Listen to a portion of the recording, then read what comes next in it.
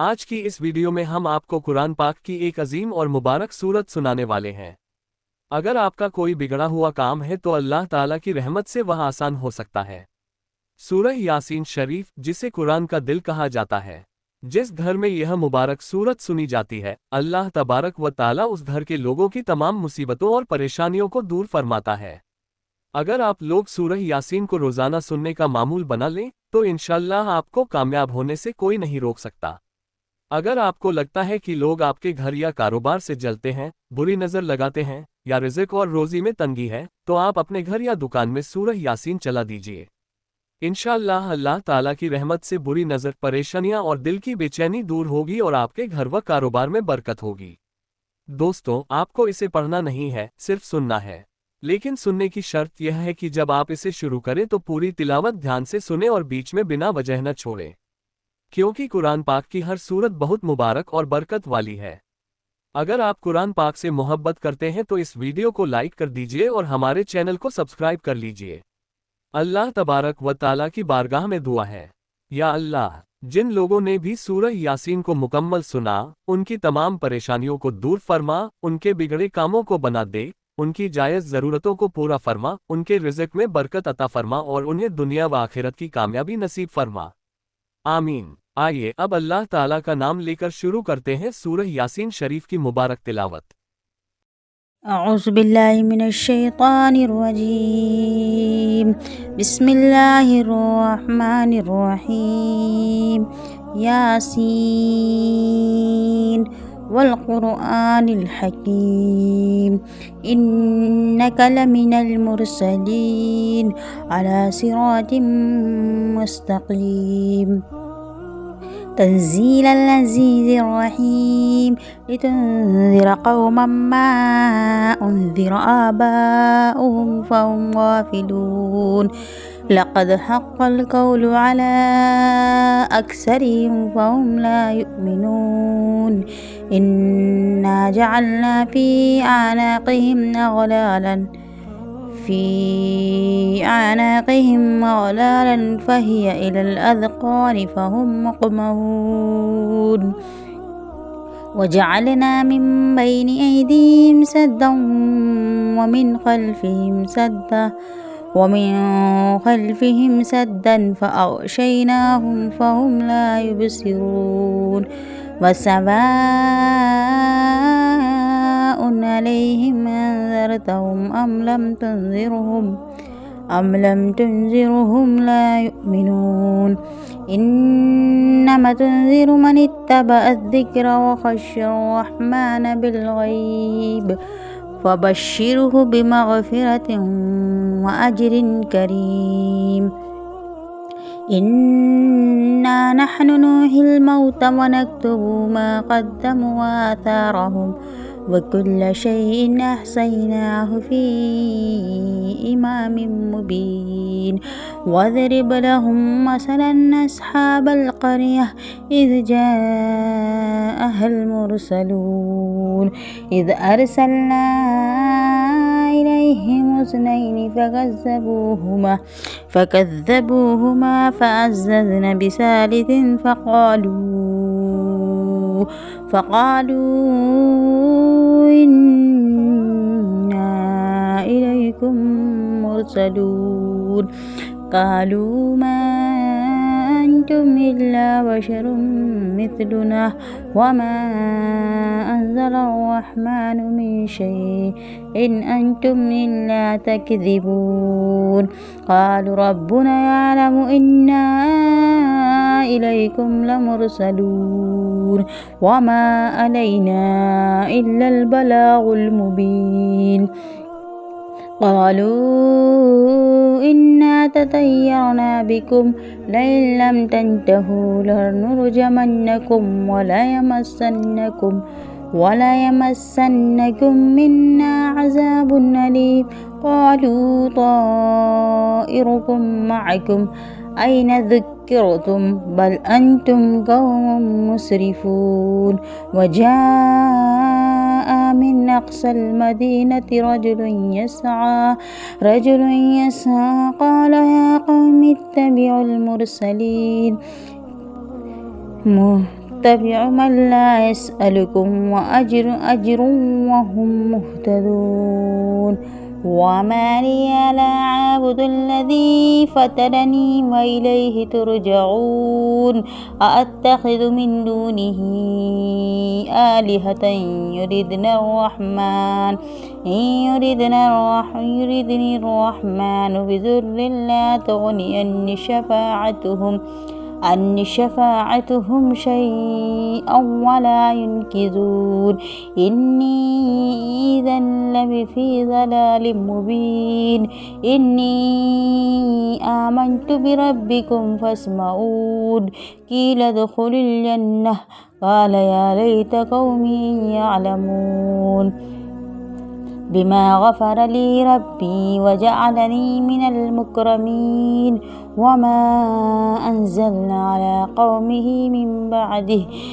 بعده من جند من السماء وما كنا منزلين إن كانت إلا صيحة واحدة فإذا هم خامدون يا حسرة على العباد ما يأتيهم من رسول إلا كانوا به يستهزئون ألم يروا كم أهلكنا قبلهم من القرون أنهم إليهم لا يرجعون وإن كل لما جميع لدينا محضرون وآيات لهم الأرض الميتة أحييناها وأخرجنا منها حبا فمنه يأكلون وجعلنا فيها جنات من نخيل وعناب وفجرنا فيها من العيون ليأكلوا من ثمره وما عملته أيديهم أفلا يشكرون سبحان الذي خلق الأزواج كلها مما تنبت الأرض ومن أنفسهم ومما لا يعلمون وآيات لهم الليل نسلخ منه النهار فإذا هم مظلمون والشمس تجري لمستقر لها ذلك تقدير العزيز العليم والقمر قدرناه منازل حتى عاد كالأرجون القديم لا الشمس ينبغي لها أن تدرك القمر والليل سابق النهار وكل في فلك يسبحون وآيات لهم أنا حملنا ذريتهم في الفلك المشحون وخلقنا لهم من مثله ما يركبون وإن نشأ نغرقهم فلا صريخ لهم ولا هم ينقذون إلا رحمة منا ومتاعا إلى حين وإذا قيل لهم اتقوا ما بين أيديكم وما خلفكم لعلكم ترحمون وما تأتيهم من آيات الله ربهم إلا كانوا عنها مؤرزين وإذا قيل لهم أنفقوا مما رزقكم الله قال الذين كفروا للذين آمنوا أنطعم من لو يشاء الله أطعمه إن أنتم إلا في ضلال مبين ويقولون متى هذا الوعد إن كنتم صادقين ما ينظرون إلا صيحة واحدة تأخذهم وهم يخصمون فلا يستطيعون توصية ولا إلى أهلهم يرجعون ونفخ في الصور فإذا هم من الأجداث إلى ربهم ينسلون قالوا يا ويلنا من بعثنا من مرقدنا هذا وما وعد الرحمن وصدق المرسلون إن كانت إلا صيحة واحدة فإذا هم جميع لدينا محضرون